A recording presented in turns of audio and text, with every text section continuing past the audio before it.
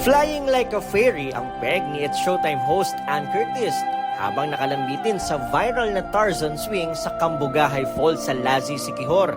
Sikat na atraksyon niyan doon.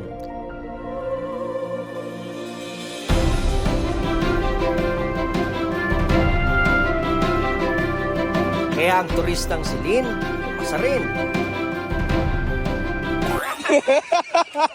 Yun nga lang, halos masipa niya ang nanonood niyang mga kaibigan.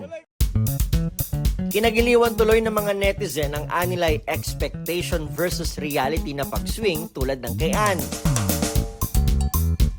Ang nakaaaliw na video niyan, umabot na ng 1.9 million views sa TikTok.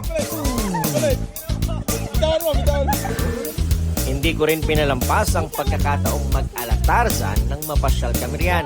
1, 2, 3, go! Go! Hindi rin nagpahuli dyan ang aking may bahay.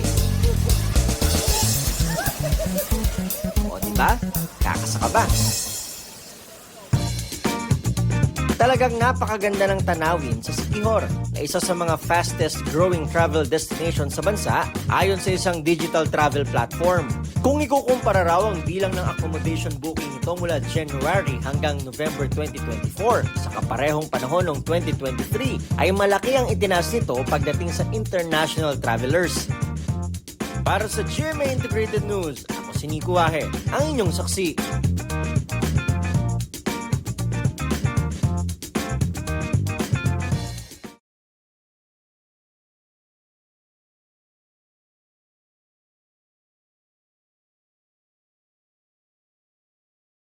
Mga kapuso, maging una sa saksi. Mag-subscribe sa GMA Integrated News sa YouTube para sa iba't ibang balita.